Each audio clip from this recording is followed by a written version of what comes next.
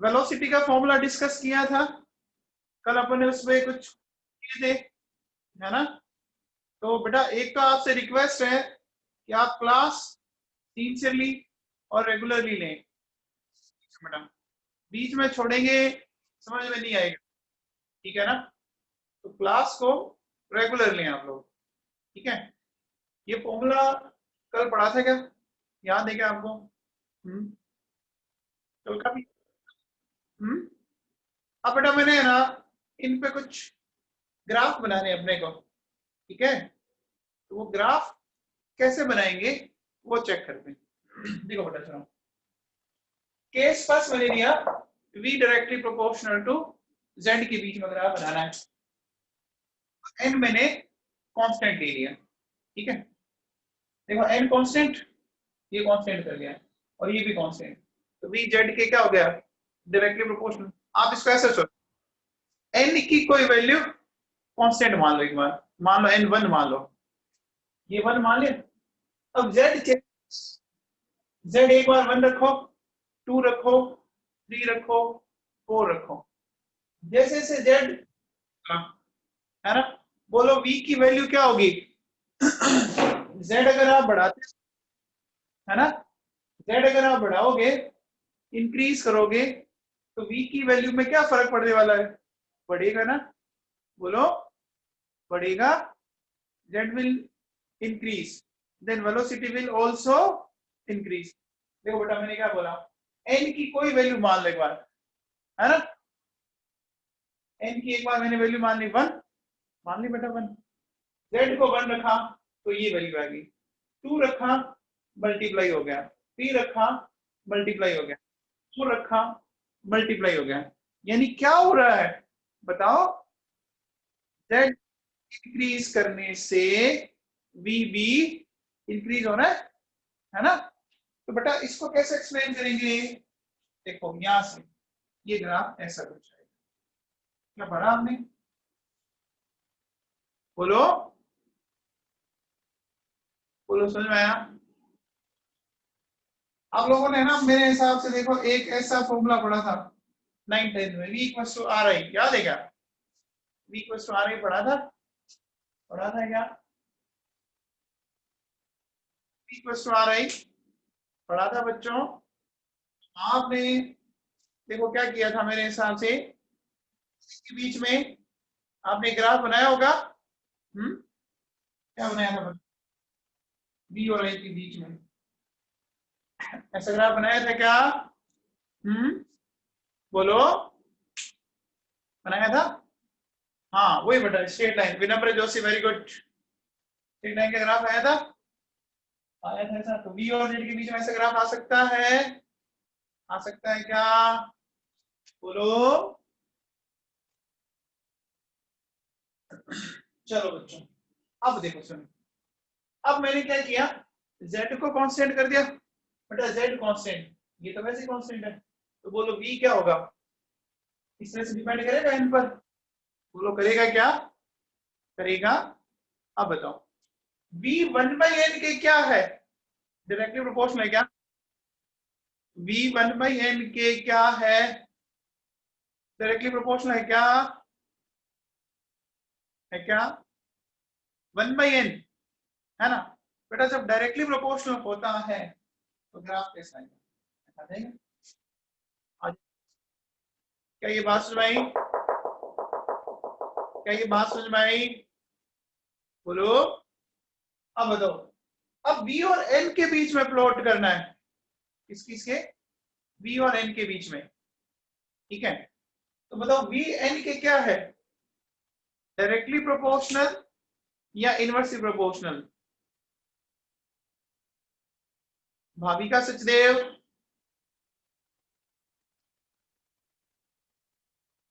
भाविका सचदेव कहाँ है बेटा? हाँ जी इनवर्सली है बेटा, क्या होगा बताओ, किस तरह का ग्राफ आएगा? ऐसा आएगा, ऐसा आ जाएगा। क्या ये तीनों ग्राफ समझ में आ गए? बोलो। इसमें किसी है? अरे बोलो, बेटा देखो यहाँ v और 1/n के बीच में था और यहाँ v और n के बीच में डिफरेंस है। देखो v 1/n के तो डायरेक्टली है लेकिन v n के इनवर्सली प्रोपोर्शनल है। तो इनवर्सली प्रोपोर्शनल का मतलब एक जितना ज्यादा होगा दूसरा उतना ही कम होगा, है ना। तो देखो v यहां से लिया तो n की वैल्यू बहुत छोटी है, जब n बहुत ज्यादा हो गया तो v बहुत कम हो गया, एक बढ़े और एक घटे। कई बात सुन नहीं, ठीक है। तो ये ग्राफ में कोई डाउट, आगे चलें। अच्छा बच्चों एक बात बताओ, टाइम पीरियड क्या होता है, कौन बताएगा? टाइम पीरियड क्या होता है? टाइम पीरियड जानते हैं आप? टाइम पीरियड देखो बड़ा सिंपल सा कॉन्सेप्ट है, एक साइकिल को कंप्लीट करने में, वेरी गुड बेटा, बहुत बढ़िया कुमुद, एक सर्कल को कंप्लीट करने में, है ना, जो टाइम लगता है उसको टाइम पीरियड, या एक वेव को बनने में जो टाइम लगा, जो टाइम कंज्यूम हुआ, उसको अपन बोलते हैं टाइम पीरियड, है ना। इसको थोड़ा बेटा इससे लिंक करते हैं, थोड़ा समझने की कोशिश करें आप। देखो क्या है मामला, क्या मसला है, एक बार बताओ बेटा, ये सर्कुलर पाथ है, समझ आ रहा है? ये सर्कुलर पाथ है। एक बात बताओ, आप अगर वेलोसिटी की बात, वेलोसिटी का फॉर्मूला क्या होता है, या मैं स्पीड ले लेता हूं एक बार, इसको वेलोसिटी के बजाय स्पीड ले लेते हैं। अब बताओ स्पीड का फॉर्मूला बताओ। स्पीड का फॉर्मूला डिस्टेंस अपॉन टाइम, पक्का? ठीक है।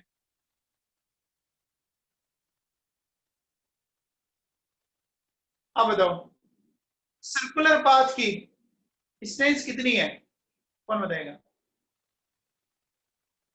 सर्कुलर पाथ की डिस्टेंस या पूरी लेंथ, हाँ वेरी गुड भाई, सरकमफेरेंस हो गया ना, निहाद आदिश, बहुत बढ़िया बेटा। तो कितना हो गया 2πr, ठीक है। और इस सर्कल को कंप्लीट करना है तो जो टाइम लगा उसको t बोल सकते हैं क्या, बोलो कि फॉर्मूला समझ आ गया? ये सर्कल कंप्लीट हुआ, इसमें जो टाइम लगा उसको टाइम पीरियड बोला, है ना, डिस्टेंस 2πr।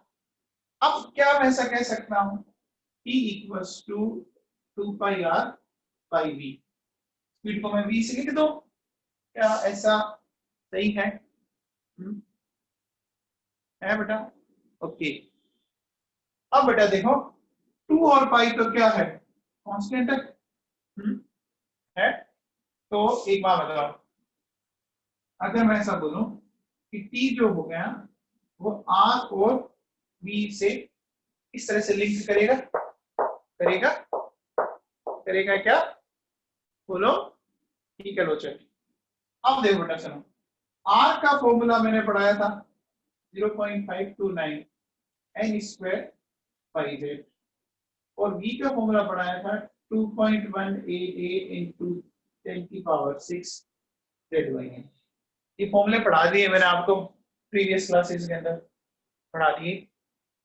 अभी अपन n और z पे बात करें तो देखो बेटा क्या, r किसके प्रोपोर्शनल हो गया, n स्क्वायर बाई जेड के, और v किसके हो गया, जेड बाई एन के।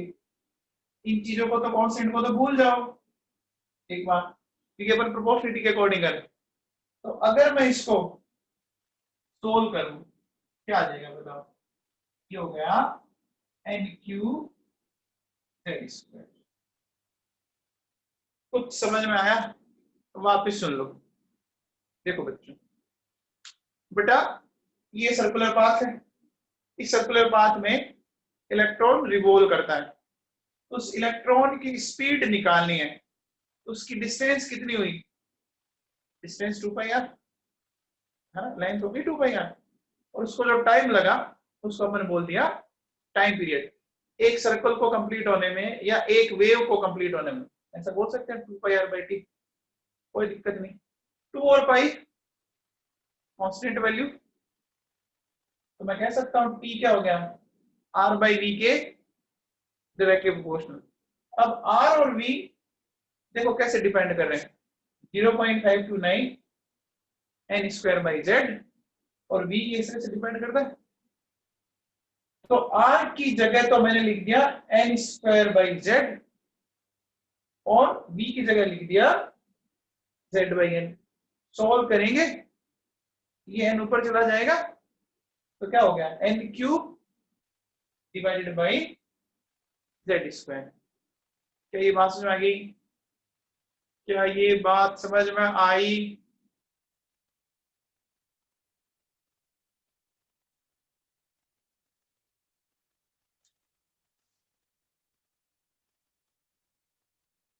अच्छा एक बात बताओ बेटा, फ्रीक्वेंसी और टाइम पीरियड क्या होते हैं, एक दूसरे के इनवर्सली प्रोपोर्शनल होते हैं क्या, होते हैं क्या, है ना बेटा? तो देखो फ्रीक्वेंसी जो है वो टाइम पीरियड के इनवर्सली प्रोपोर्शनल है, तो अब बताओ क्या रिलेशन बन जाएगा, इसका इनवर्स कर दो, z² अपॉन n³। क्या ये बात समझ में आई, ये बात समझ में आई? जो टाइम पीरियड के लिए आया उसको इन्वर्स करेंगे, क्या कर देंगे,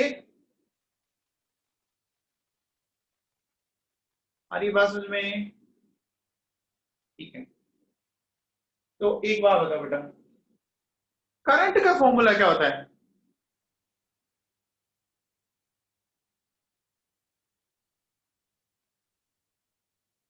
फिजिक्स में पढ़ा है करंट का फॉर्मूला, करंट का फॉर्मूला वेरी गुड, Q/T, है ना बेटा? मान लो ये इलेक्ट्रॉन इस सर्कुलर पाथ में मूव कर रहा है ना, तो आप बताओ क्या मैं ऐसा कह सकता हूं, I जो होता है वो होता है Q/T, है बेटा, Q/T है, तो क्या मैं ऐसा कह सकता हूं I है 1/T, Q अगर चार्ज इलेक्ट्रॉन का कांस्टेंट होता है ना बच्चों, इलेक्ट्रॉन का चार्ज कांस्टेंट होता है ना, तो क्या मैं ऐसा लिख सकता हूं, और इस 1/T को क्या मैं ऐसा लिख सकता हूं, 1/T को क्या मैं ऐसा लिख सकता हूं, क्या लिख सकता हूं? तो अगर ऐसा लिख सकता हूं तो फिर मैं ऐसा तो लिखूंगा, मानूंगा नहीं मैं तो। क्या ये बात सही है, क्या ये जो लास्ट में लिखा है ये सही है, पक्का? ठीक है, पहले इसको नोट करो फिर इस पर अपन क्वेश्चन करते हैं।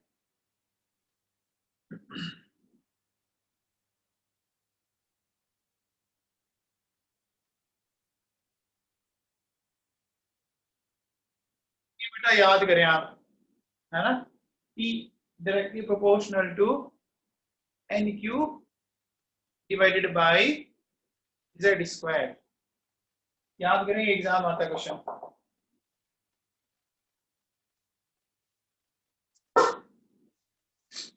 सबने कर लिया, नोट किया? अब बेटा इस पर अपन क्वेश्चन करते हैं, चलिए हाँ कुमुद कर ले बेटा, कर ले।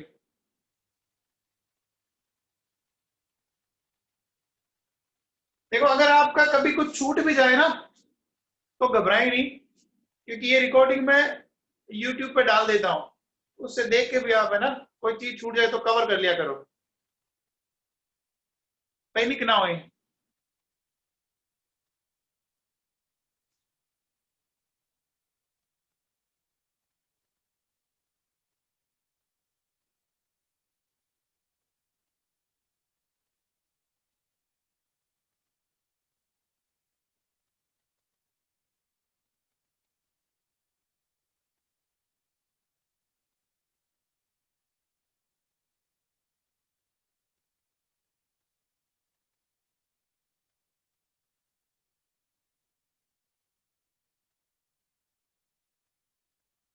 हो गया बच्चों। अब कुमुद हो गया बेटा?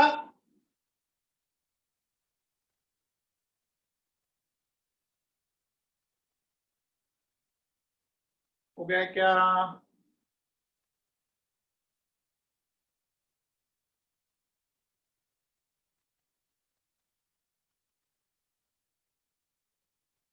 कुमुद डन डन डन डन। ठीक है, तो अब हमें इस कॉन्सेप्ट पे कुछ क्वेश्चंस करते हैं। पी का रिलेशन याद है? पी कैसे था? एन क्यू जेड, है ना बेटा?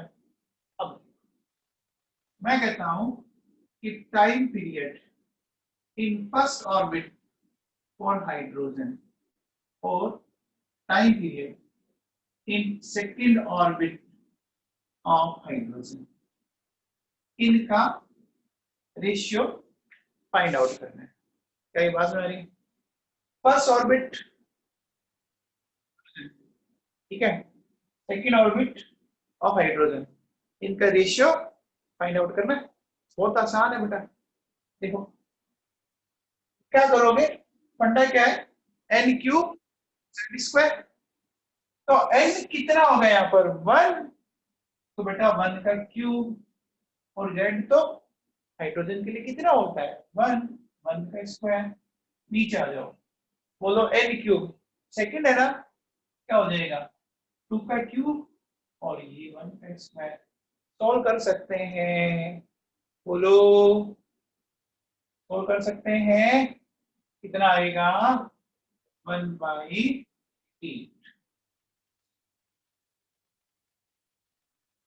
आ गया। चड्डा साहब समझ में आया? कार्तिक, कार्तिक चड्डा।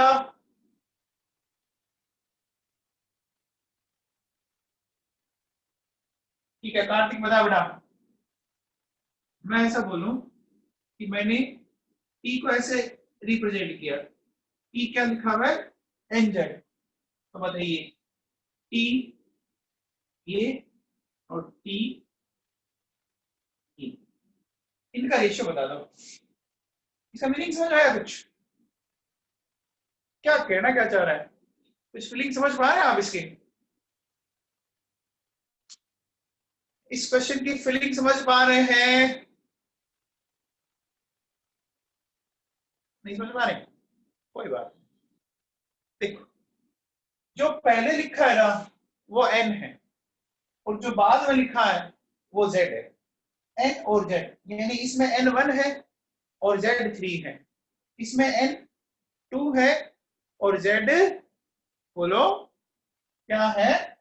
4 है। समझ में आया?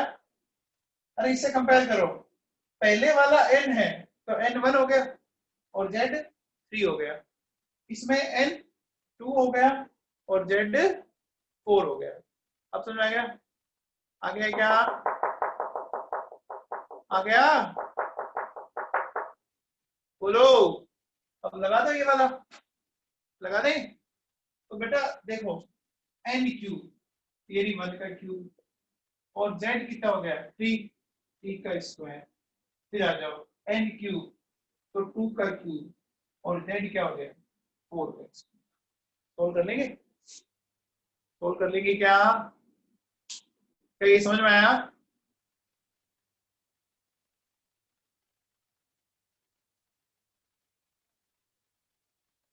कार्तिक समझ में आया तेरे को?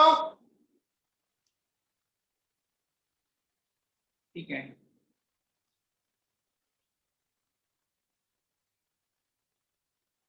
सोल्व कर लेंगे?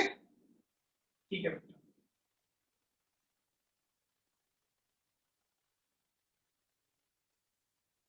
चलिए अब बताइए। ये कहता है frequency in third orbit of He plus and frequency in second orbit of hydrogen, इनका रेशियो बताना है। अब मैंने फ्रीक्वेंसी लिखा है, तो क्या करोगे?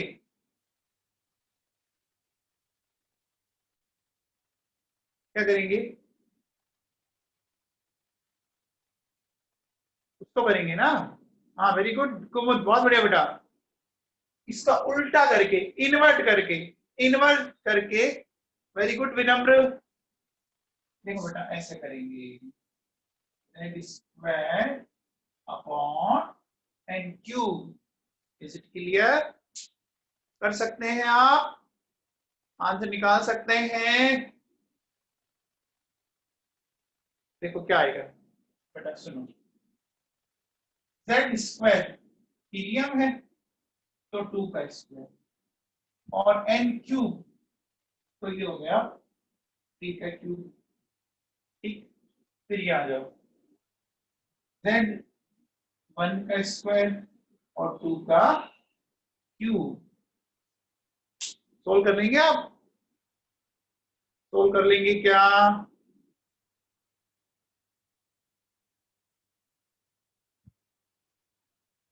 कुछ भेजे में बैठ रहा है?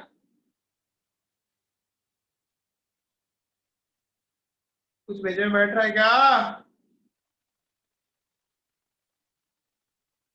अरे बच्चों कुछ समझ में आया क्या? ठीक है, चलिए बताइए। Current in third orbit of He plus और current in second orbit of Hi2। बताओ बच्चों क्या होगा? इतना टाइम क्यों लग रहा है? अरे वही आ गया। हाँ वेरी गुड, बहुत बढ़िया बच्चों, है ना? देखो बच्चों, I equals to Q by T, और I क्या हो जाएगा 1 बाई टी, यानी साइन की सॉरी न्यू के प्रोपोर्शनल। अरे देव किशोर व्यास, कैलकुलेशन सही कर। तू ये सीधा कैलकुलेशन सही करो, वही आएगा आंसर। हाँ बेटा, ये ऊपर जाएगा तो 2 की पावर ये आएगा, देखो आ जाएगा।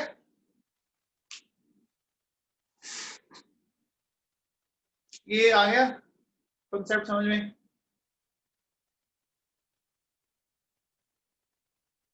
पक्का? डन?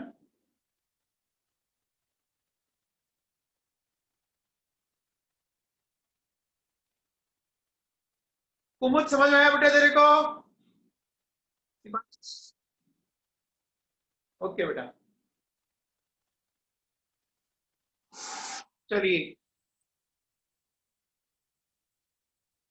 तो अपन ने बात की इलेक्ट्रॉन की वेलोसिटी की। अब अपन चलते हैं थोड़ा आगे।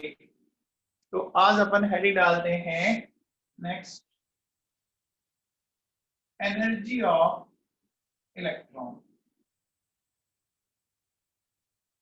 डालेंगे एनर्जी ऑफ इलेक्ट्रॉन। ठीक है बेटा, दो टाइप की एनर्जी अपन डील करते हैं, कौन कौन सी बताओ? टू टाइप ऑफ एनर्जी, कौन कौन सी?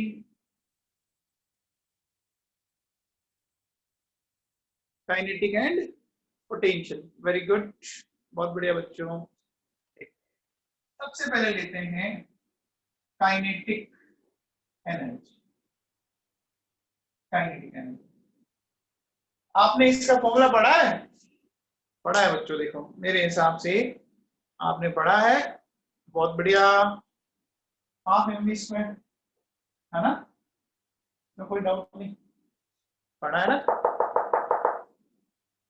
ठीक है। अब बेटा, जब अपन ने सर्कुलर पाथ पढ़ा था तो एक ऐसा एक फंडा आया था क्या? ऐसा एक फंडा आया था ये बताया था क्या सर्कुलर पाथ में, centripetal and centrifugal force should be equal, आया था। अब बताओ ये ऐसे किया था हमने, तो mv स्क्वायर इसके इक्वल आ गया था क्या, के जेड स्क्वायर अपॉन आर। क्या इस mv स्क्वायर की वैल्यू यहाँ रख सकता हूँ, तो बोलो काइनेटिक एनर्जी क्या आ जाएगा, half K Z square upon are. आगे क्या कई बात में ही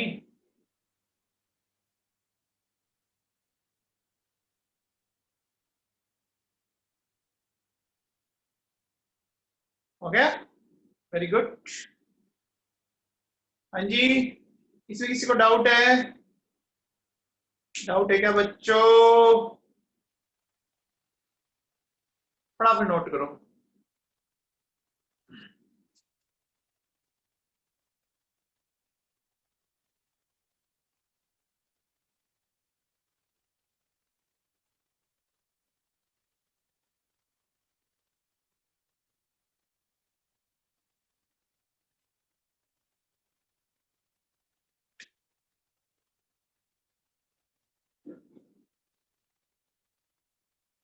चलिए आगे, लेट्स मूव फॉरवर्ड। चलिए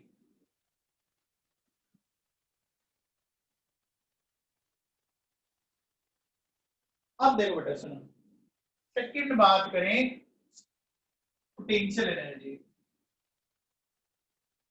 अब पोटेंशियल एनर्जी थोड़ा सा अलग है, तो जो फिजिक्स में आपने पढ़ा है ना mgh, उससे कुछ अलग आएगा, अलग आएगा बेटा, mgh नहीं आएगा अब अलग है, क्योंकि वो mgh तब आती है जब वो ग्रेविटी के इन्फ्लुएंस में हो।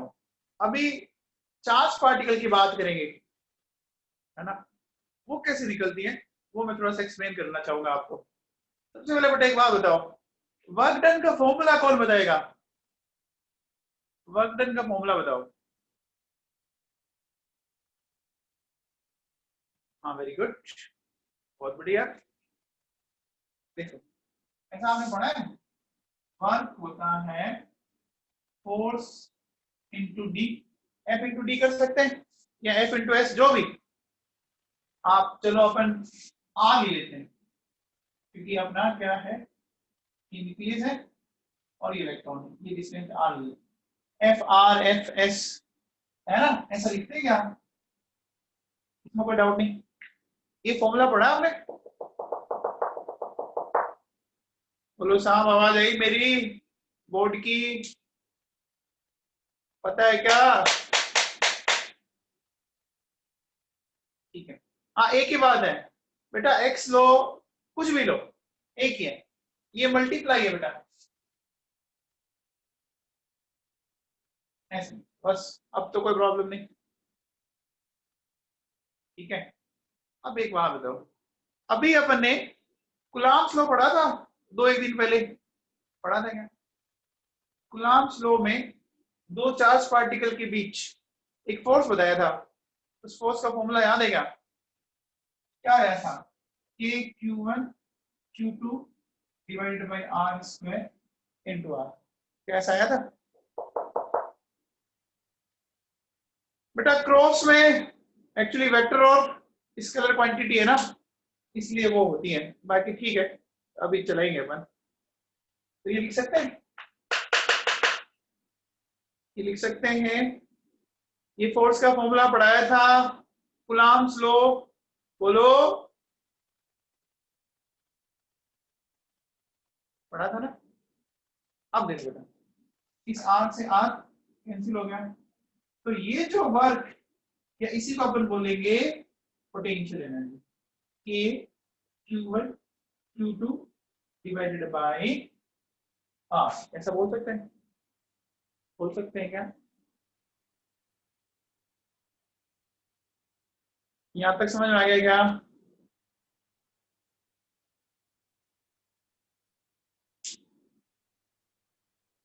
समझ में आ गया पक्का, ठीक है। अब देखो बेटा सर,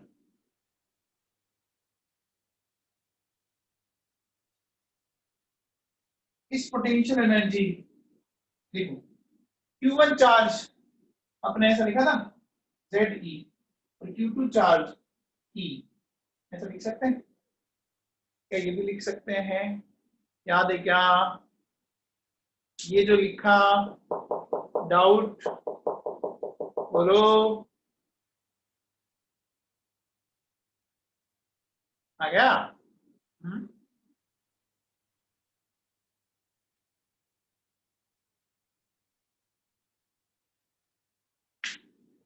चलो, अब एक जो मैं बात समझा रहा हूं ना, उसको बहुत टाइम से सुना।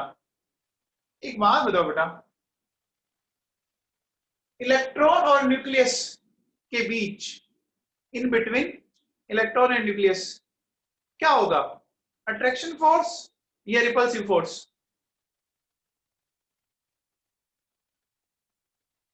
इलेक्ट्रॉन एंड न्यूक्लियस के बीच में कौन सा फोर्स होगा? अट्रैक्शन होगा। विश्वजीत, रिपल्शन मत कर भाई मेरे, कुछ बच्चे रिपल्शन लिख रहे हैं, ऐसा मत करो। कोई बात नहीं, कोई बात नहीं, कोई बात नहीं। देखो, nucleus positive, electron negative, plus minus के बीच हमेशा क्या होगा? Attraction force. क्या समझ में आई बात? होगा क्या? अरे होगा।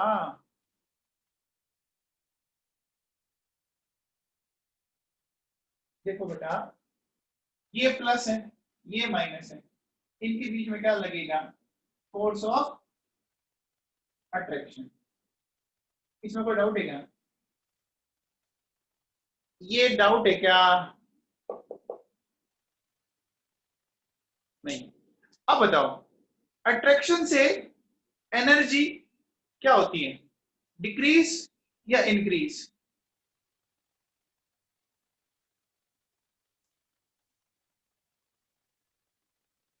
ओए होए होए,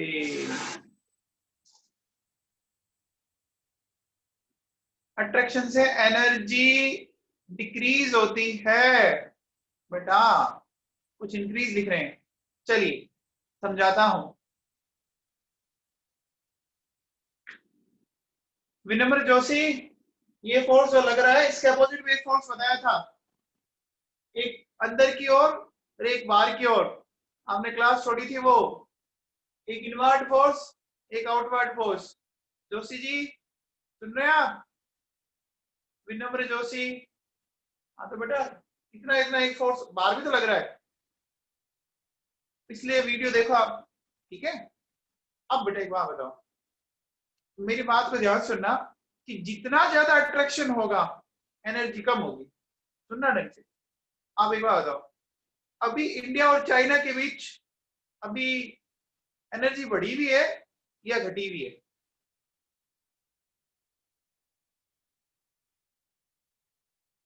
बढ़ी हुई है ना। इंडिया और चाइना में अभी आपने देखा होगा इंक्रीज हुई हुई है, एक दूसरे को रिपेल कर रहे हैं, है ना? इंडिया और चाइना वाले लड़ रहे हैं ना अभी, तो क्या हो रहा है बेटा? वहां पे एनर्जी बढ़ी हुई है। और जब अट्रैक्शन होता है तो एनर्जी डिक्रीज होती है। आप ऐसे सोचो, देखो जैसे दो भाई है, जब लड़ाई हो जाती है तो एनर्जी बढ़ जाती है, गुस्सा आता है, एक दूसरे को मारते हैं। तो वो कब होता है? जब आप एकदम हाइपर हो जाते हो, एनर्जी बढ़ जाती है। और जब आपकी वापस क्या होगी? लड़ाई खत्म, वापस प्यार मोहब्बत होगी, तो एनर्जी क्या होगी? डिक्रीज होगी ना। बोलो। चलो ये बताओ, ये मार्कर दिख रहा है आपको मेरी हथेली में? अभी इसकी एनर्जी ज्यादा है या कम है?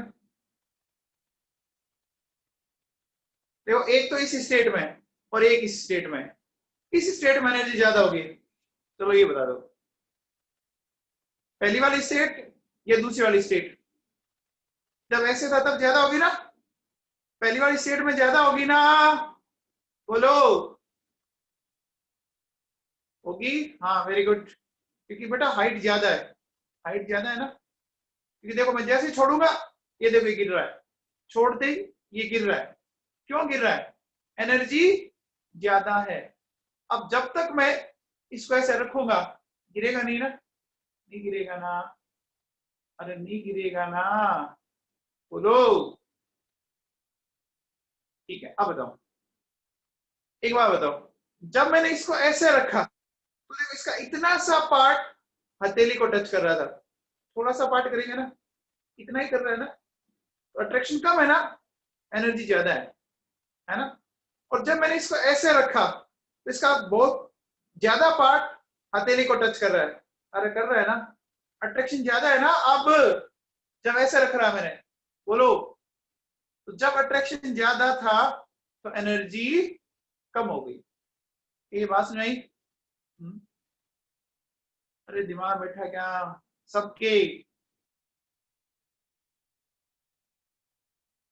अट्रैक्शन एनर्जी डिक्रीज करेगा और रिपल्शन एनर्जी इंक्रीज करेगा। क्या ये बात समझ में आ रही है? जब भी India China, India Pakistan LOC पे टेंशन क्रिएट होती है, दोनों तरफ एनर्जी बढ़ जाती है ना, बढ़ती है ना एनर्जी। और जैसे ही अट्रैक्शन होता है एनर्जी डिक्रीज। क्या ये बात सही है? अरे समझ में आई क्या बच्चों? ठीक है, अब बताओ, जब कोई चीज बढ़ती है, इंक्रीज होती है, तो अपन उसको किससे इंडिकेट करेंगे? कैसे इंडिकेट करेंगे?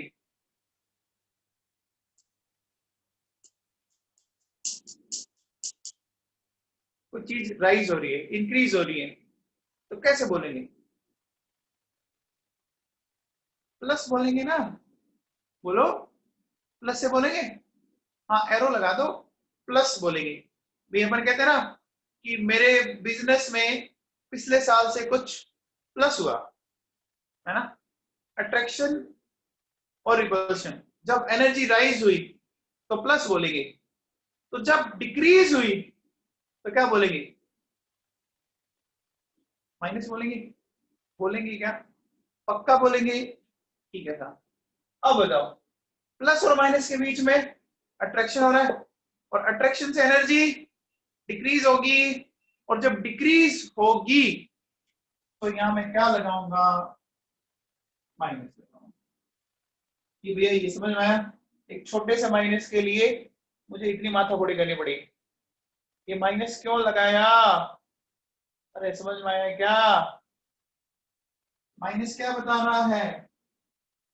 Attraction between electron and nucleus. Physics में ये बहुत डिटेल में आने वाला लेटर, और आपके अभी आप इतना सा ध्यान रखो, फिजिक्स में चैप्टर आएगा इलेक्ट्रोस्टेट, तो ये बहुत ही डिटेल में पढ़ेंगे आप। माइनस समझ में आया?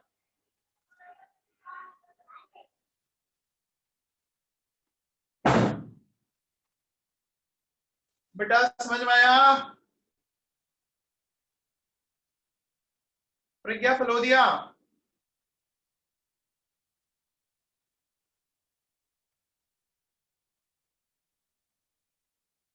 फलोदिया जी समझ में आया? ठीक है,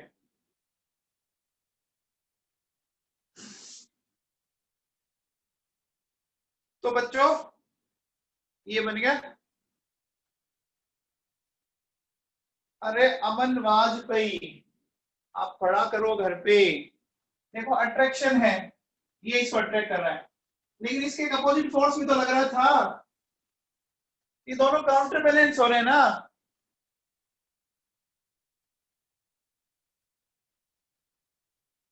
मैंने आपसे क्या पढ़ाया था कि जब एक पर्टिकुलर ऑर्बिट में मूव करता है तो एनर्जी का लॉस नहीं होगा। पढ़ाया था ना यार, अरे बच्चे पढ़ाया था, याद आया? देख बेटा, अंदर जो लग रहा है वो फोर्स ऑफ अट्रैक्शन, और जो बाहर लग रहा है वो फोर्स ऑफ, क्या होगा? ये तो है सेंट्रीपिटल, सेंट्रीफ्यूगल। एक चलो अपन इस पे बात करते हैं। बताओ, ये प्रोटॉन और प्रोटॉन है, ये इलेक्ट्रॉन और इलेक्ट्रॉन है। बताओ इन दोनों के बीच में क्या होगा? पी और पी के बीच में रिपल्शन, रिपल्शन से एनर्जी, रिपल्शन से एनर्जी क्या होगी, क्या होगी, बोलो, बढ़ेगी, बढ़ेगी तो प्लस आ जाएगा ना, रिपल्शन, रिपल्शन, दोनों में रिपल्शन। अब बताओ प्रोटॉन और इलेक्ट्रॉन के बीच में, अब बताओ, अब बताओ, अब क्या होगा, क्या होगा नवाबों, अट्रैक्शन होगा, अट्रैक्शन से एनर्जी डिक्रीज, क्या लगाऊंगा, क्या लगाऊंगा, माइनस ना, अब आ गया क्या समझ में भाई साहब, ठीक है, चलो साहब, तो ये नोट कर लिया,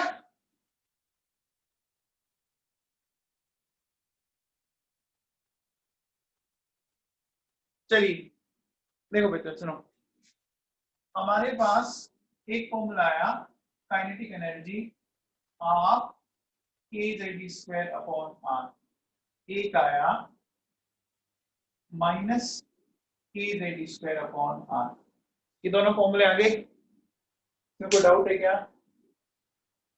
ये दोनों फॉर्मूले आ गए,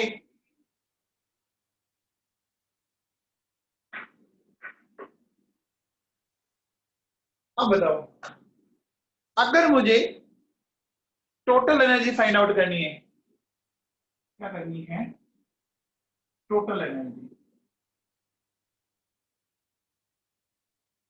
बताओ ये कैसे आएगी, क्या करें,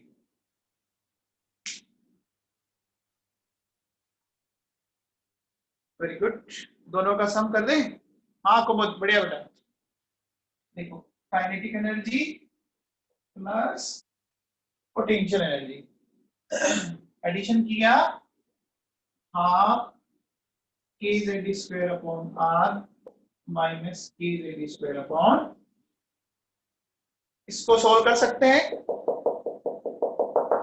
क्या कर सकते हैं क्या, तो सोल्व करने पे देखो बेटा ये आ जाएगा माइनस हाफ kz² अपॉन, हाँ ये आ रहा है क्या, माइनस में हाफ बच रहा है, आ रहा है,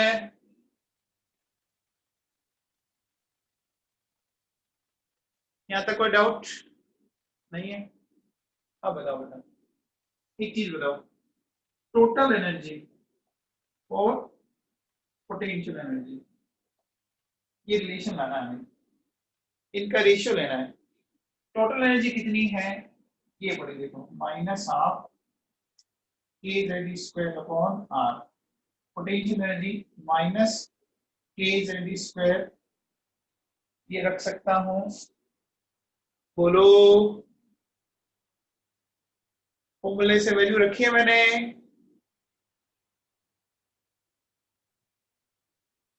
अब देखो ये तो कैंसिल हो जाएगा बेटा, और माइनस माइनस प्लस हो गया, तो रेशियो क्या आया 1/2, ये बात सही है क्या, तो क्या मैं ऐसा कह सकता हूं total energy equals to half of potential energy, क्या ऐसा बोलना सही है, ठीक है, चलिए बताइए,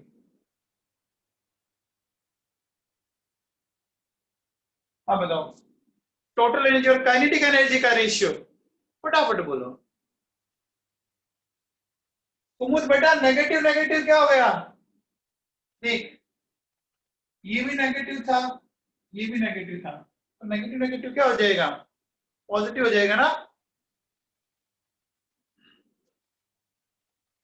लक्ष्य बेटा क्या कर रहा है, लक्ष्य बहुत बढ़िया, छवि बहुत ही बढ़िया बेटा, छवि एक अपनी नई स्टूडेंट है बेटा, इसने 2 दिन हुए अभी ज्वाइन हुए, लेकिन ये बहुत ही अच्छा रिस्पॉन्ड कर रही है, बहुत बढ़िया बेटा छवि, वेल डन, हाँ जी, देखो total energy minus of kZe square upon R, kinetic energy half kZe square by R, है ना।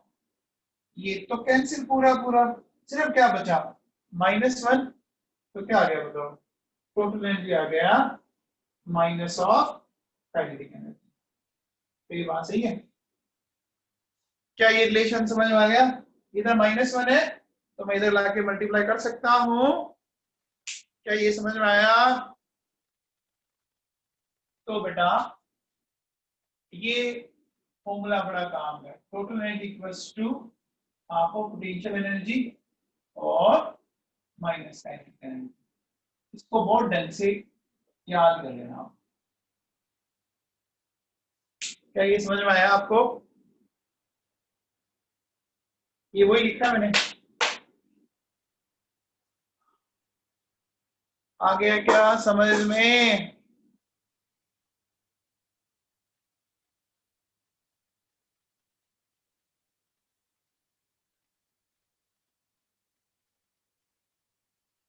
चलिए आगे,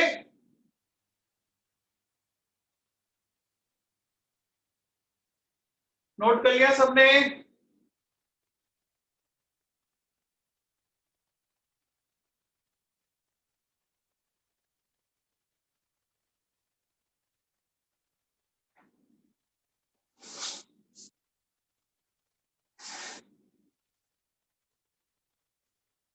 चलो अब अपन थोड़ा आगे बढ़ते हैं।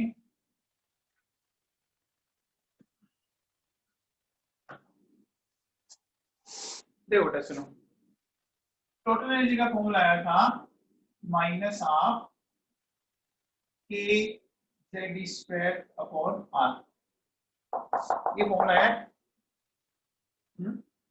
अब देखिए यहाँ आर क्या लिखेंगे, N square X square 4 pi square M K Z square, ऐसा लिख सकते हैं। ये मैंने फॉर्मूला पहले बताया था, जब रेडियस कैलकुलेट की थी ना तब बता चुका हूं बेटा मैं आपको, ये फॉर्मूला बताया हुआ है ना, बताया हुआ है। आर की वैल्यू यहाँ पुट करो, देखो minus half K Z square N square H square 4 pi square N K Z square, क्या ऐसा लिख सकते हैं। वैल्यू रख दी, रखने के बाद देखो क्या आ रहा है, ये हो गया 2 पाई स्क्वायर एम के स्क्वायर e की power 4 Z square H square और ये एन स्क्वायर।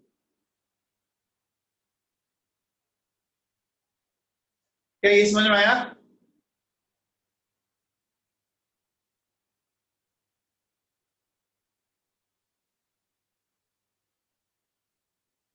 अरे कुछ समझ में आया क्या।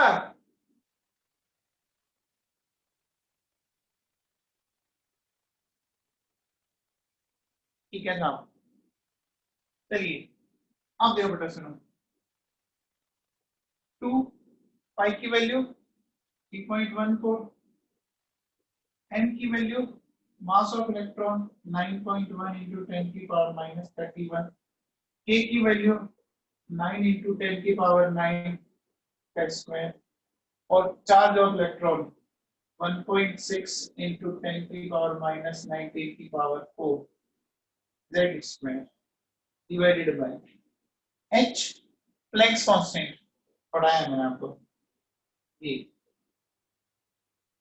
ठीक है, और ये इधर आ गया एन, ठीक है। इन सारी वैल्यूज को जब रख के अपन सोल्व करेंगे ना, ये आएगा बेटा टोटल एनर्जी -21.8 10 की power -19 Z square upon N square joule per atom, ये एनर्जी का फॉर्मूला आया।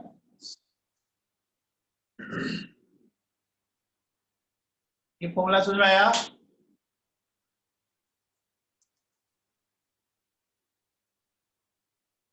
हाँ बेटा, सीजीएस में अलग आएगी, अभी बताते हैं आपको।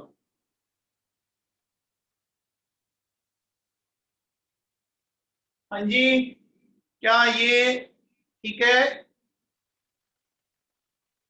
बेटा एटम नहीं, एक एटम की बात कर रहा हूं मैं, एक एटम, एक एटम की बात कर रहे हैं, ठीक है? एम बेटा मास लिख दिया ना, ये पढ़ा देखो, 9.1 इंटू 10 के पावर माइनस 31, सब रख दिया मैंने।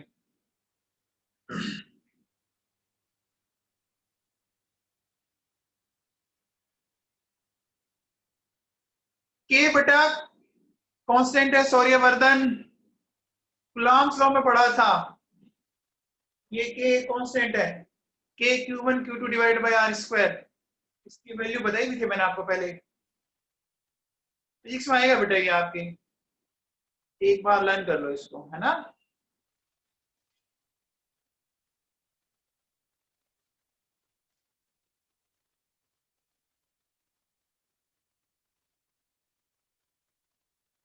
अच्छा, एनर्जी की ये जो यूनिट है जूल, वो एमकेएस में होती है, सीजीएस में क्या होती है बच्चों? आर्क होती है ना, वेरी गुड। तो देखो बेटा, हमारे पास फॉर्मूला ही आया है, टोटल एनर्जी इक्वल्स टू -21.8 10 की power -19 z square upon n square joule per atom. हमने एक एटम की एनर्जी फाइंड आउट की है, समझ रहे हो? एक एटम है, उसकी एनर्जी फाइंड आउट की, ठीक है? दो होंगे तो अलग, तीन होंगे तो अलग, है ना? अरे देव किशोर व्यास बता रहे हैं बेटा, बता रहे हैं, सब बता रहे हैं।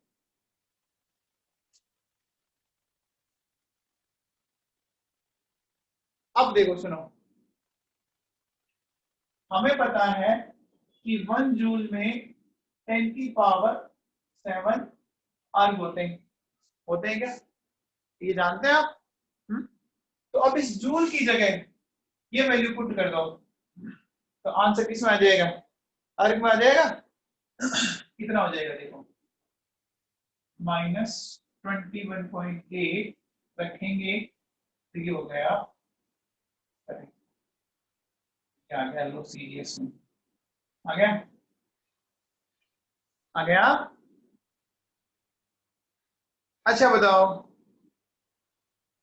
जूल और कैलोरी में क्या रिलेशन होता है? जूल और कैलोरी में जानते हैं आप? जूल और कैलोरी में, हाँ वेरी गुड चित्रा मोदी, बहुत बढ़िया बेटा। देखो आपको पता होगा 1 कैलोरी में 4.2 जूल होते हैं, तो क्या मैं ऐसा कह सकता हूँ 1 जूल में 1/4.2 कैलोरी? क्या ये सही है? क्या ये सही है? क्या ये सही है? हाँ बेटा 4.18 की जगह मैंने 4.2 ले लिया कैलकुलेशन के लिए एक बार, क्या ये सही है?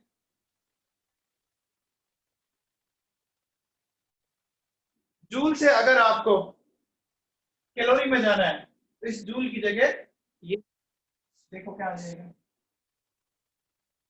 21.8 इंटू 10 की power -19 z square upon n square, ठीक है? एक काम करें, ये आपका आ गया 1/4.2 z square upon n square calorie पर एटम। समझ में आया? इस जूल की जगह मैंने ये रख दिया, ये जूल की जगह ये रख दिया, क्या समझ पा रहे हैं आप? अच्छा, जूल और इलेक्ट्रॉन वोल्ट में रिलेशन की बात कर लेते हैं। अब बताओ, आपको पता होगा 1 इलेक्ट्रॉन वोल्ट 1.6 इंटू 10 की पावर माइनस 19 जूल। ये भी मैंने बताया था भैया, ये मैंने एक्सप्लेन किया है, ये वैल्यू कैसे आई हुई है, फोटोइलेक्ट्रिक इफेक्ट में एक्सप्लेन किया था मैंने। 1 इलेक्ट्रॉन वोल्ट याद करो, पढ़ाया है मैंने, पढ़ाया था क्या? तो बताओ 1 जूल में क्या आ जाएगा? 1 अपॉन 1.6 ये आ जाएगा, आ जाएगा। तो इस जूल की जगह अब आप ये वैल्यू रख दो, इलेक्ट्रॉन वोल्ट में आ जाएगा। तो देखो क्या आ जाएगा, -21.8 इंटू 10 की पावर माइनस 19, 1.6 इंटू 10 की power minus 19 that square upon n square. ये आ गया इलेक्ट्रॉन वोल्ट पर एटम, आ गया। इसको सॉल्व करेंगे तो देखो टोटल एनर्जी क्या आएगी, -13.6 z square n square electron volt पर एटम। ये आ गया देखो इलेक्ट्रॉन वोल्ट पर एटम। ये लास्ट फॉर्मूला है ना, ये बहुत ढंग से लर्न कर लेना बेटा, ये फॉर्मूला लर्न कर लेना, जो लास्ट वाला फॉर्मूला है -13.6 z square upon n square electron volt पर एटम, ठीक है।